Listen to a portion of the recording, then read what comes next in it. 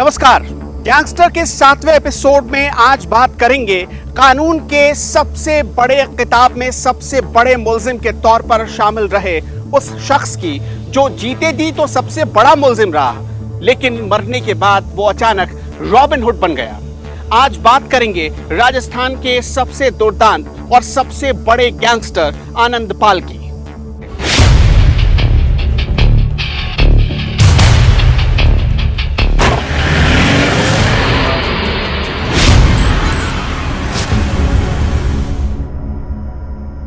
राजस्थान के रावणा जाति का एक लड़का घोड़ी चढ़ने वाला था। उसकी शादी हो रही थी, लेकिन तभी गांव में इस बात पर विवाद हो गया कि एक छोटी जाति का लड़का भला घोड़ी कैसे चढ़ सकता है।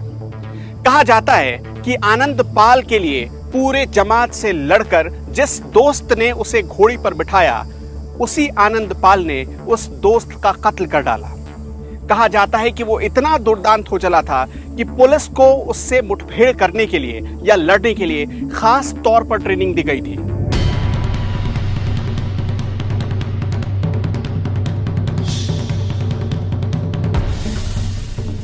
पुलिस उसे पकड़कर जेल में हर बार डाल देती थी, लेकिन हर बार वो जेल की सलाखों को तोड़कर आजाद परिंदे की तरह घूमने लगता था।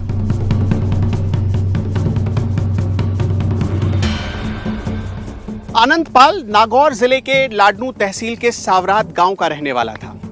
वो पढ़ा लिखा था, पढ़ाई में भी बहुत अच्छा था। कहते हैं उसने अंग्रेजी भी अच्छी खासी सीख ली थी।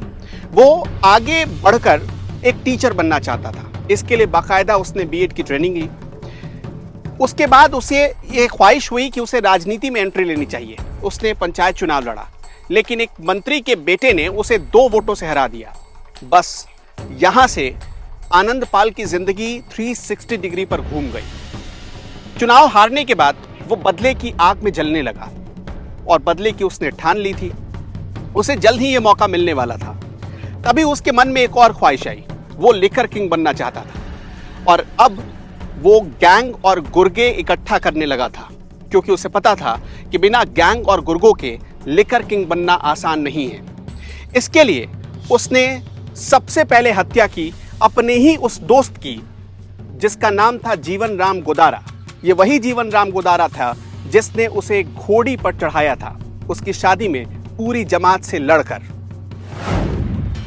उसके बाद तो डीडवाना में उसके खिलाफ एक के बाद एक कई अपराध दर्ज होते चले गए। उसके खिलाफ दर्ज 13 मामलों में से 8 में उसे भगौड़ा घोषित किया गया।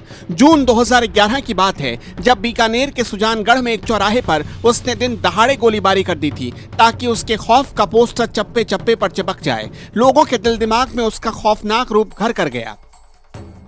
इस फायरिंग में 3 लोग घायल हुए थे। कहा जाता है कि आनंद पाल ने जब जीवन राम गोदारा की हत्या की तो उसके सिर पर पत्थर का लंबा टुकड़ा था, जिससे छत बनाई जाती है। उसी टुकड़े से आनंद पाल ने जीवन राम गोदारा को मार मार कर उसे खत्म कर दिया था।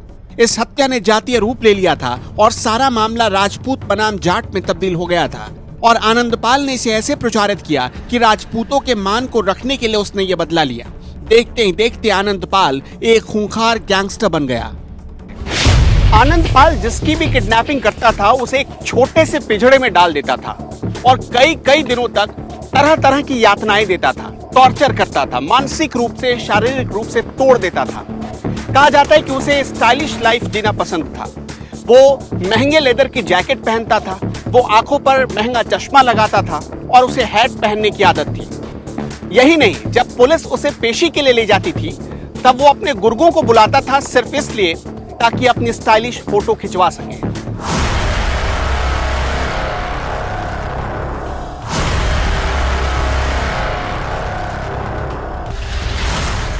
मीडिया रिपोर्ट्स में दावा किया जाता है कि वो जेल से ही सोशल मीडिया पर काफी एक्टिव रहता था। वो लच्छेदार अंग्रेजी में अपनी पोस्ट लिखा करता था। उसका आतंक तब और बढ़ गया जब वो लेडी डॉन अनुराधा के संपर्क में आया। फर्राटेदार इंग्लिश बोलने वाले इस गैंगस्टर से पुलिस महकमे और सरकार के लोग भी थर थर कांपते थे। 2014 तक आनंद पाल के खिलाफ लूट, मर्डर, रंगदारी और फिरौती के तकरीबन 2 दर्जन से अधिक मामले दर्ज हो चुके थे। 2015 में उसने पुलिस को नशीली दवा खिलाई और पुलिस हिरासत से फरार हो गया।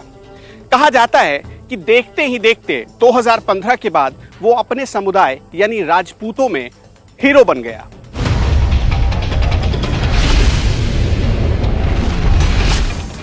भले ही पुलिस महकमे की किताब में वो भगौड़ा दुर्दांत अपराधी घोषित था, लेकिन राजपूत समुदाय में वो हीरो बन चुका था। कहा जाता है कि वो अपने समुदाय के लोगों की खूब मदद करता था, इसी वजह से उसकी रॉबिन हुड वाली छवि बन गई थी। लेकिन जैसा कि आप सब जानते हैं कि पाप का घड़ा एक न एक दिन जरूर भरता है। आनंदपाल के पाप का घड़ा भी अब भर चुका था और वो फूटने वाला था। तारीख थी 24 जून 2017। इस तारीख को याद कर लीजिए। अचानक पुलिस के वायरलेस पर एक खबर आई कि चुरू के मौलासर गांव में आनंदपाल छिपा हुआ है। पुलिस लाव लश्कर के साथ पहुंच गई। पूरे गांव को कुछ ही घंटे में घेर लिया गया और खबर आई कि आनंदपाल का एनकाउंटर कर दिया गया है। इसके बाद तो जैसे आक्रोश ज्वालामुखी बनकर फूट पड़ा।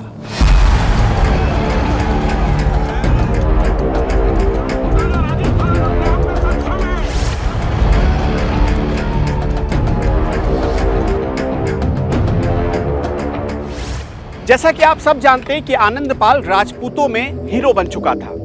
हीरो बनने का मतलब था कि उसके एनकाउंटर के बाद लोगों का गुस्सा फूटना था और ऐसा ही हुआ। सरकार को जो डर था बिल्कुल उसी के अनुरूप राजपूत समुदाय सड़कों पर उतर आया।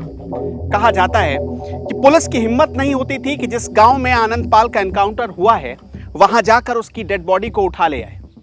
3 हफ्ते तक, जी हां 3 हफ्ते तक आनंदपाल की डेड बॉडी डीप फ्रीजर में रखी रही और कहा जाता है कि 12 जुलाई 2017 को करीब 2 लाख लोग पुलिस और सरकार के खिलाफ इकट्ठा हो गए। सरकार की सांसें फूलने लगी।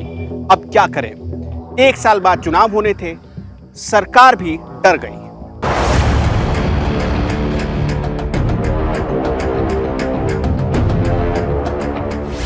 उसके जिले नागौर में तो सरकार के खिलाफ प्रदर्शन होने लगे। राजस्थान का राजपूत समुदाय आनंदपाल के एनकाउंटर को फर्जी बताकर विद्रोह पर उतारू हो गया।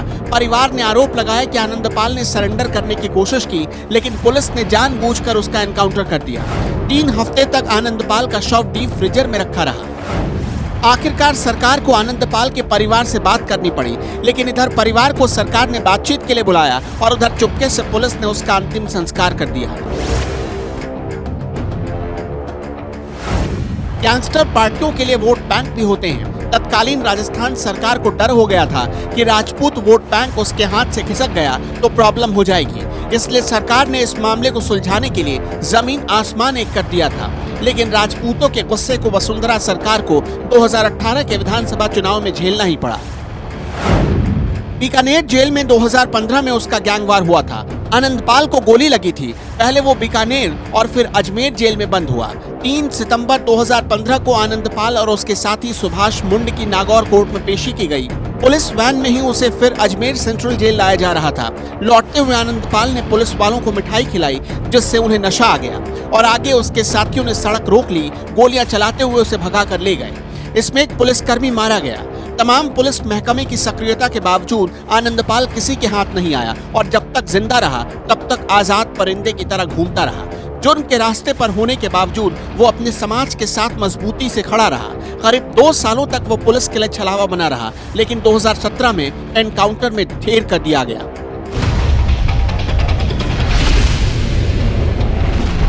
बेहद कम वक्त में संगीन गुनाहों को अंजाम देते हुए आनंदपाल राजस्थान के ऊपर एक बदनुमा दाग बन चुका था, इसलिए उसका खात्मा बहुत जरूरी था। गैंगस्टर के इस एपिसोड में बस इतना ही। नए एपिसोड में एक नए गैंगस्टर के जुर्म की क्राइम फाइल को खोलेंगे।